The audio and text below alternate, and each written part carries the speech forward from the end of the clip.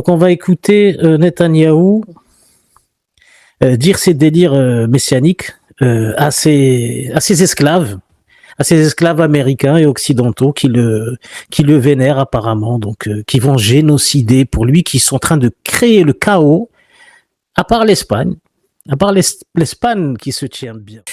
Bon, on va écouter ce fou furieux et on passera à une autre information. בעזרת השם, ישראל נמצאת בדרך הרבה יותר חזקה, בעוצמה הרבה יותר גדולה משהייתה אי פעם, ובסוף צריך להבין את זה.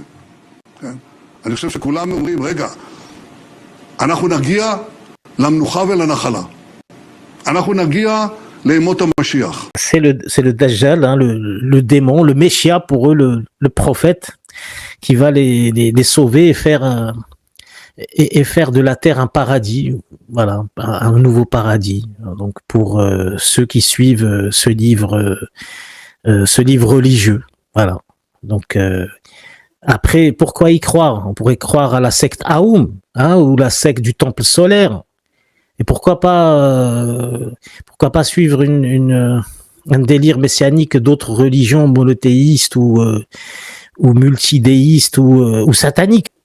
Pourquoi suivre ce fou furieux, je veux dire? Bon, après, on a les évangélistes chrétiens qui sont dans un délire messianique, sioniste, donc ils suivent pour eux la terre promise. Oui, ben ça sera Israël, mais Israël détruite.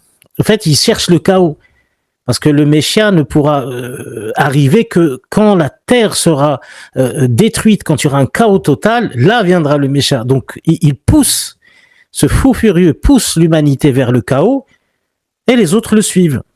Voilà, parce qu'ils sont entourés de salopards messianiques comme Netanyahou, et c'est ça, le lobby pro-israélien. L'Europe ne peut plus être la gardienne de l'ancien ordre mondial, d'un monde révolu et irrévocable. Nous défendrons toujours le système fondé sur des règles que nous avons contribué à bâtir avec nos alliés, mais nous ne pouvons plus compter sur ce système comme le seul moyen de défendre nos intérêts. Voilà, donc on va aller au-delà du droit international. C'est ce que dit cette dame. Il laisse le droit international tout simplement aux Russes, aux Chinois et à certains pays du Sud qui devraient s'en emparer pour l'imposer de nouveau, réellement. Parce que là, le droit international, tout le monde s'assoit dessus, les Occidentaux en tout cas. Israël, les États-Unis, et ce qu'elle dit est très dangereux, et encore une fois, à part l'Espagne, qui doit respecter, parce que c'est le droit, tout le monde a signé des traités pour respecter le droit international. Là, ce qu'elle dit, cette dame, qui représente l'Europe, elle dit c'est fini le droit international, nous on s'assoit dessus. Nous, c'est Netanyahou qui nous intéresse, c'est son projet messianique. On va aller jusqu'au bout. On va le livrer en armes, on va lui donner tout ce qu'il veut, on va suivre Trump dans sa folie. Il n'y a pas de problème. Il s'assoit sur le droit international, nous aussi.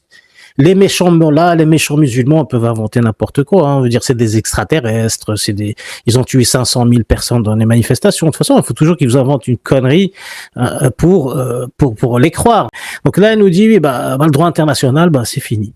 Et il est aussi l'héritier d'une gauche espagnole qui est celle qui a été massacrée à l'orée des années 40, juste avant, par un mouvement de type totalitaire. Voilà, là il va dire n'importe quoi et il se touche beaucoup le nez. Alors soit il est enrhumé, soit il prend de la chenouf, de la coke, hein, pour ceux qui ont pas. 40 juste avant, par un mouvement de type. Vous avez remarqué, il arrête pas. Depuis tout à l'heure, il se touche le nez.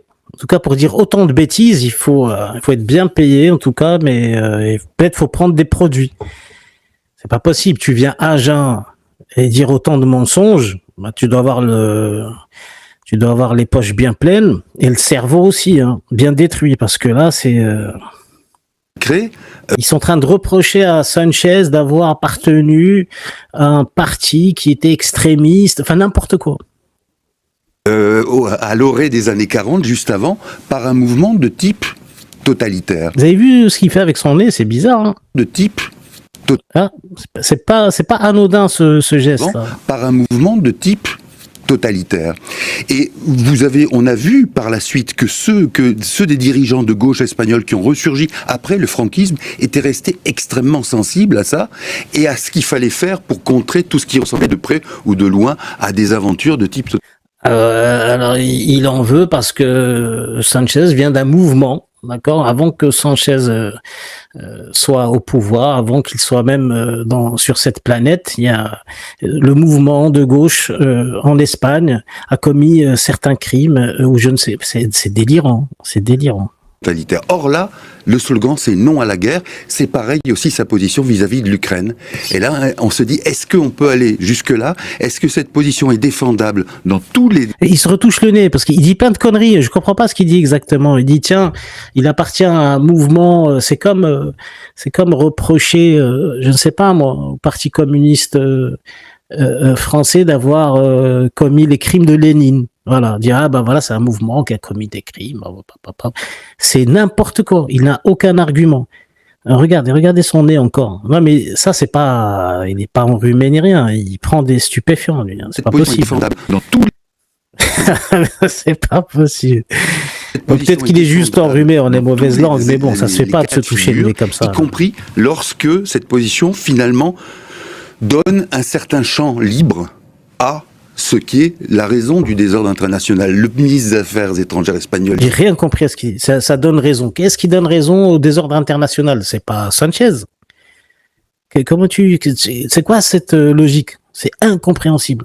Il y a attention au désordre. Mais l'ordre international, en principe, le droit international stipule, fait...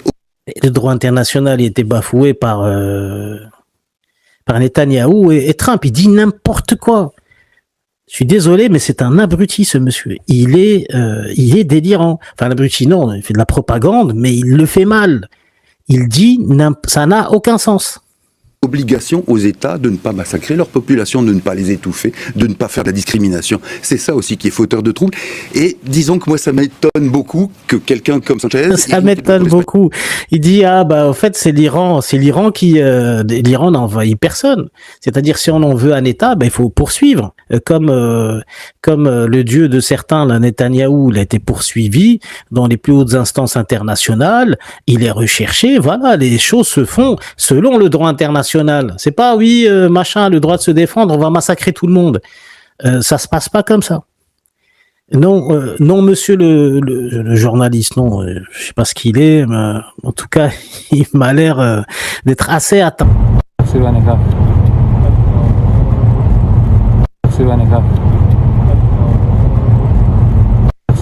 Un groupe chiite irakien pro-Iran, Achab el-Kaf, revendique l'attaque suite au déplacement du port-avion Charles de Gaulle vers le Moyen-Orient. Un drone kamikaze vient de frapper une base militaire française à Erbil, au nord de l'Irak.